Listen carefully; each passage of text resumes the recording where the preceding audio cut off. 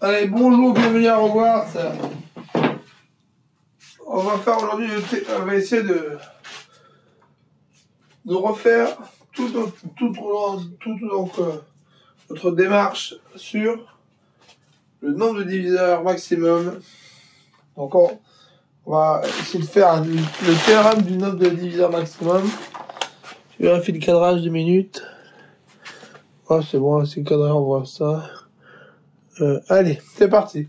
Donc je vais tout refaire, mais plus rapidement, et donc voir comment on va faire. Donc, on commence le nombre n, qui est donc égal au produit. Je ne vais pas tout expliquer. Donc produit des pays, puissance alpha i. I égale 1 à k. Je considère que ce que j'ai expliqué, qui a été compris, ne sera pas expliqué. Donc, n égale produit de i égale 1 à k de pi puissance alpha i. Ln de n est égal à la somme des alpha i ln de pi, qui est donc égal au produit scalaire de alpha et n. N avec alpha qui est égal au vecteur alpha 1, alpha 2, alpha 4, et n qui est égal à ln de P1, ln de P2, ln de PK. Je vais appeler n, bon, c'est deux vecteurs. Donc si on fait le produit scalaire de ça et ça, la somme d'alpha i ln de pi est égale à ln de n. Produit de i égale 1 à k de pi puissance. Donc, quelle était l'idée? Après, on avait le nombre des diviseurs. C'est une fonction, on va appeler cette fonction, je sais pas, on va lui donner le nom de t, taux, on va dire, je sais pas quoi. On va appeler taux de n, qui est égal à,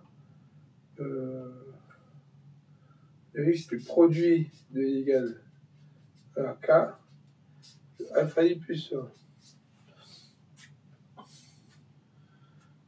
Ça, c'est taux de n pour des valeurs entières. On considère que c'est valable également pour des alpha i à virgule flottante. Les P1, P1, les P1, PK, ils sont fixés. Hein. Donc on considère, on va travailler en dimension finie avec P1, la famille des P1, PK, là c'est des LN, mais bon, famille des P1, PK,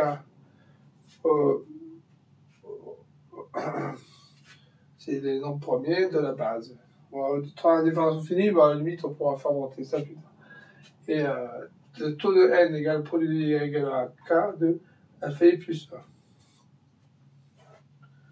Ça, c'est le taux de n, donc c'est le nombre de diviseurs.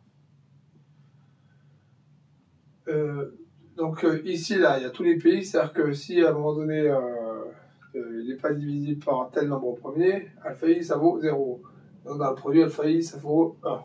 Donc c'est bon. Ok. Nous, on va essayer de maximiser ça. Maximiser, donc, pour tous les nombres, pour tous les, donc, les alpha i, donc, dans ce produit scalaire, on va essayer de maximiser ce produit scalaire alpha n. C'est pas ça qu'on va essayer de maximiser. On va essayer de maximiser ça pour tous les alpha, pour tout alpha qui vérifie produit scalaire d'alpha n est égal à ln de n. Donc constante. Je le mets dans le fixe. Constante.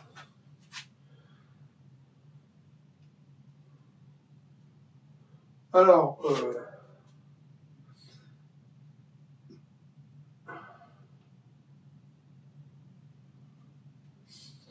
donc ce qu'on avait fait, c'est qu'on avait fait des rondes, on avait fait on avait considéré que t c'était une fonction de n. Après on a dit t c'est une fonction de x, qui est donc égal au produit de I égale 1 à AK des xi plus 1 avec x qui est égal à x1 xk et de x1 xk qui est donc vérifie là ici x n donc égal à ln de n.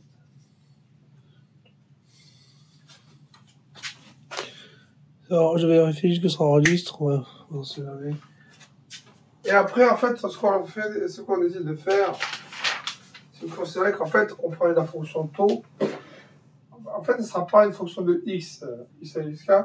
Je veux dire, taux, ça sera une fonction, en fait, donc on va garder, théoriquement, on devrait lui donner un nom, on devrait l'appeler taux 2, mais bon, on va garder le même nom de x tilde. Voilà, x tilde, qui est le produit de i égale 1 à k-1, de xi plus 1, et le xk,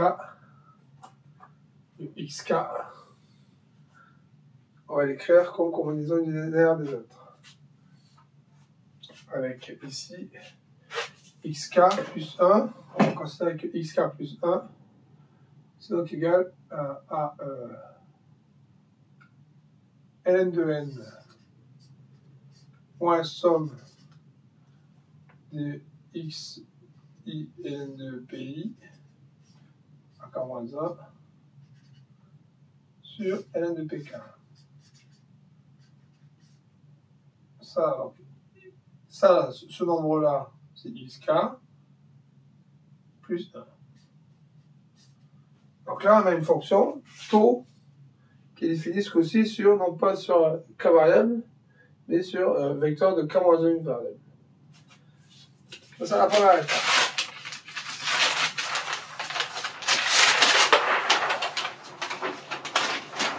Donc on recrée ça ici. Notre fonction taux de x tilde,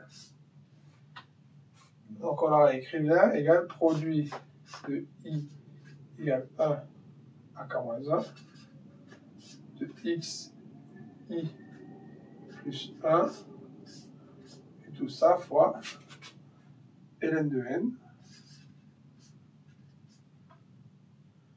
moins somme de xi ln de pi de i égale 1 à k-1 sur ln de pk avec x tilde qui est égal à x1, x2, xk-1. Donc c'est une fonction là de k-1 variable. Donc on avait écrit les dérondes. Donc déron tilde de x sur déron xi égale. Alors là je vais faire pause. Je ne vais pas eu de retour faire tous les calculs. Je vais regarder la valeur, je vais la noter. Là je fais pause. Hop. Alors, je vais retrouver les formules. Je mets un peu de soleil. Je vais juste rajouter un petit peu d'ISO pour qu'il voit un peu plus clair. Ok. Donc, les formules, je vais les retrouver. Donc, le déronde par rapport au déronde xj, c'est 1 sur ln de pk fois le produit des xi plus 1 différent j fois un truc là, c'est écrit avec des pattes de. Avec des pattes de mouche, c'est ln de n plus ln de pk moins ln de pj moins la somme des xi ln de pi différentes j moins 2 xj ln de pj. On pourrait mettre un dedans, je ne vais pas mettre différentes j, mais les mettre ailleurs, mais bon, je préfère le faire comme ça. Là c'est déron xl, déron xj, bon, c'est pareil, sauf que là c'est différentes de jl. Là, donc, on a ln de n plus ln de pk moins ln de pj moins ln de pl, moins la somme de x différentes de j ou l, moins 2 xj, voilà. Et par contre, pour derrière ici, que j'ai xj au carré, c'est un truc comme ça. Donc, la SN, elle est symétrique. Et on pourra calculer sa trace si on avait envie. Bon, on va avec. Donc, ça, c'est les formules, on va dire. Les formules du truc qu'on a. Donc ce qu'on avait voulu faire, à partir de ça, c'est dire des ronds taux relevés égal à 0, c'est ce qu'on s'était dit. Et de l'autre côté, on voulait une Hessienne, on l'appelait H, inférieure à 0. Bon, ce qu'on peut écrire déjà par rapport... alors que on va essayer de refaire les calculs pour comprendre ce qu'on avait fait. Parce que là, celui-là, on le veut égal 0. Garantie égale 0, le gradient égale 0, c'est-à-dire pour tout i, pour tout j plutôt, on a mis des j, ce truc-là il vaut 0. Ce truc-là vaut 0 pour tout j. Alors, la première possibilité, c'est que, on va dire, soit j,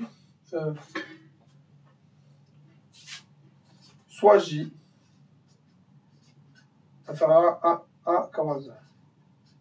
Soit j inférieur à k moins 1. On va essayer d'être rigoureux. Soit j inférieur à k moins 1. K moins 1, pourquoi? Parce que le x tilde là qu'on a, il va jusqu'à k moins 1. Soit j appartenant à k moins 1. Des ronds t sur des ronds j x tilde égale 0. Signifie quoi?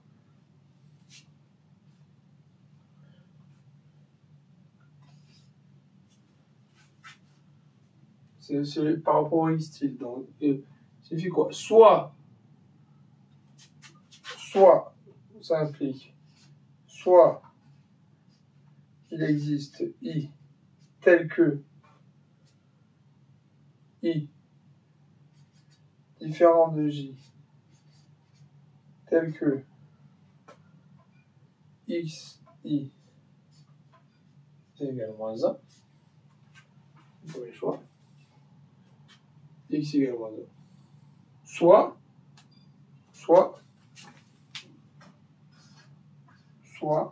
ln de n plus ln de pk moins somme de xi ln de pi en j moins 2xj ln de pj moins ln de pj égale 0. Cette statistique, on va l'appeler A. A, ça implique par rapport à nos coordonnées. On sait que ln de n plus ln de pk de xj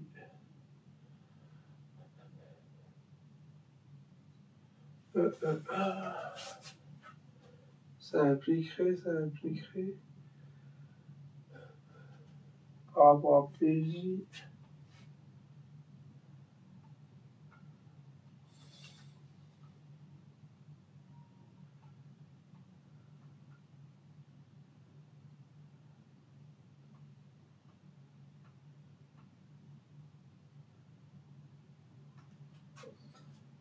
ça peut impliquer plein de trucs.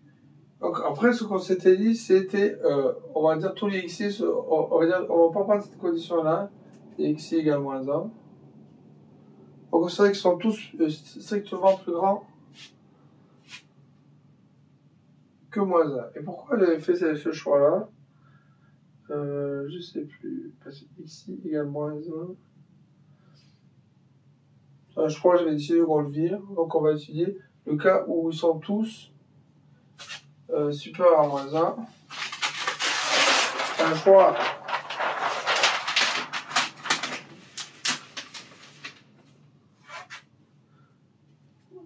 donc j'avais dit, premier choix, la deuxième solution pour tous les xi supérieur à moins 1, strictement supérieur à moins 1. Donc dans ce cas-là, le 1 il ne s'affiche pas. Donc pour tout j, on a dans cette relation-là, ln de, je vais pas, ça c'est égal pour tout j, et donc ça implique qu'on a comme solution Et je fais la pause, je vais la réécrire la solution. Donc, on va dire, on va écrire comme ça. Pour tout j, xj, ln de pj est égal à ln de n plus ln de pk moins somme de x, i, ln de p, p, i.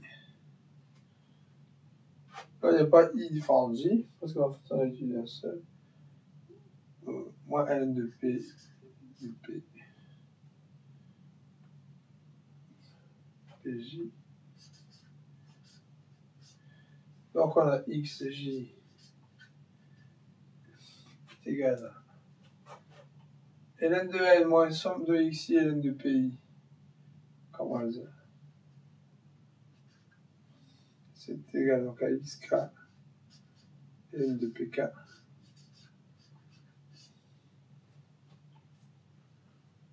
plus ln de pk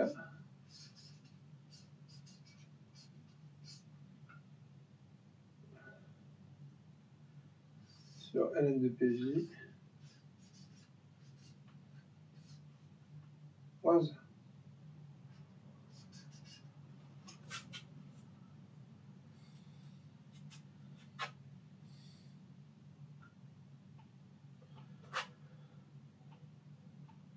Donc c'est égal à xk plus 1 ln de pk sur ln de pj moins 1. On peut considérer que pour tout j, xj plus 1, ça vaut xk plus 1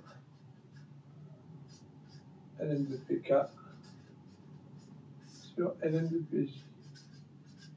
Avec le xk, bon, le xk, c'est xk plus 1. Bon, là, c'est xj plus 1. C'est pas le plus 1, c'est pas dans l'indice. Pour le xk, bon, aussi que le xk, bon, il dépend de xj. Alors, après, Faut que je réfléchisse pour la suite.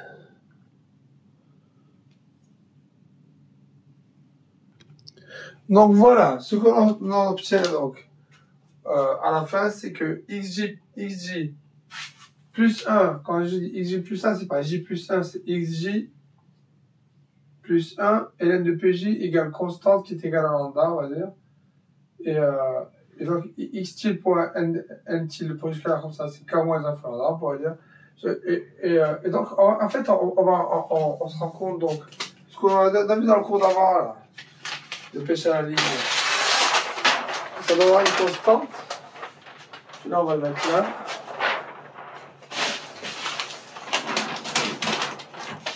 Alors, en fait, on pourra considérer qu'à la base, on part de la valeur n. On prend n. N, c'est un nombre. Voilà, donc ln de n, c'est donc égal à la somme des xi ln de pi. Là, c'est de 1 à k. C'est donc égal à x pour du scalaire de n. Avec x qui est donc égal à x1 xk et n qui est donc ln de p1 ln de pk. Et la valeur que l'on a de x, donc ln de n, le x, donc c'est une équation d'hyperplan, hein, on a dit. Donc, il y a une infinité de solutions. Le x que l'on choisit, celui qui est vérifié, donc, de telle manière qu'en fait, ln de n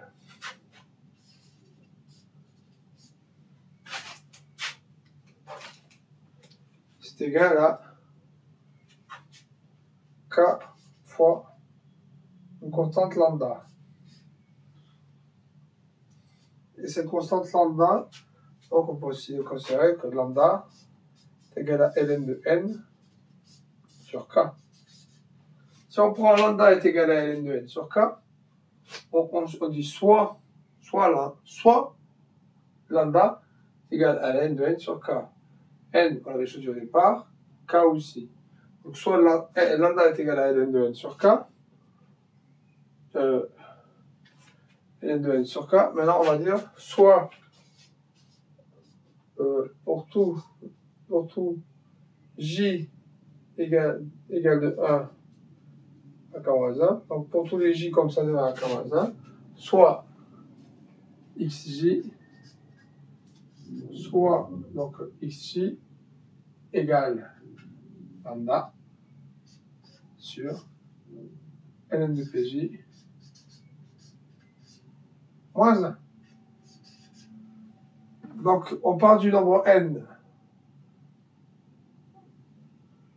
On part du nombre n, on définit une constante lambda, et on définit les xj comme ça. Donc, on va nos xj comme ça. Vérifier donc,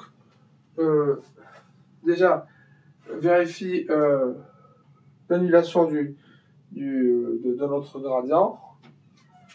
Est-ce que ça vérifie en plus de ça qu'ils sont supérieurs à 1? Est-ce que le lambda, donc maintenant on va écrire donc soit les xj, on va dire, c'est égal à ln de n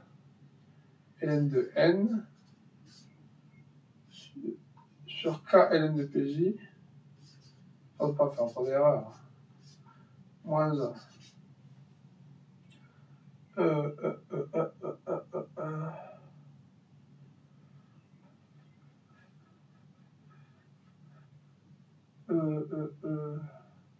En tous les cas, ça c'est un truc positif, donc c'est plus grand, ça sera forcément plus grand que moins 1, parce qu'on a moins 1 plus un chouïa. Donc xj sera plus grand que moins 1.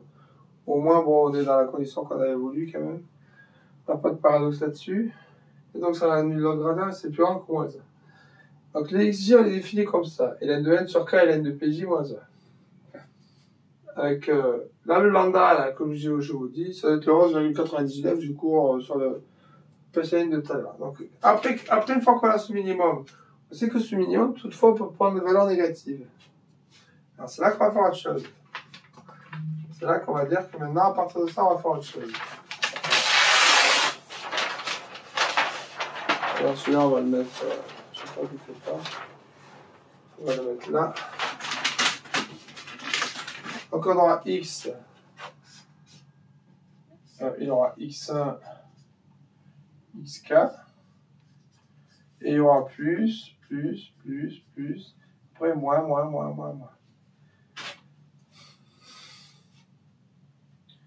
Et ce qu'on va faire, c'est que maintenant, on va dire,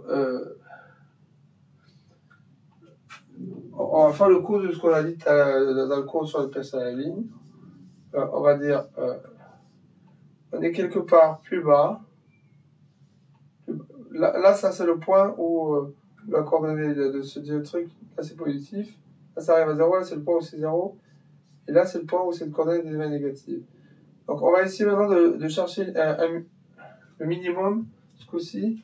On va essayer de ne pas chercher le maximum, plutôt on va essayer de ne pas chercher le maximum dans l'hyperplan. On va essayer de chercher le maximum sur cette ligne de démarcation. Il va falloir donc qu'on définisse cette ligne de démarcation. On va essayer de définir sur ces équations cette ligne de démarcation, qui est donc une hyperligne, hein, parce que ici, ça c'est un hyperplan, ça c'est une hyperligne. On va définir cette ligne de démarcation et chercher ce coup-ci le maximum de cette ligne de démarcation, avec la même méthode de gradient et de Hessienne. Et je ferai ça demain. Et là, je m'arrête là pour ce soir parce que je dois dormir.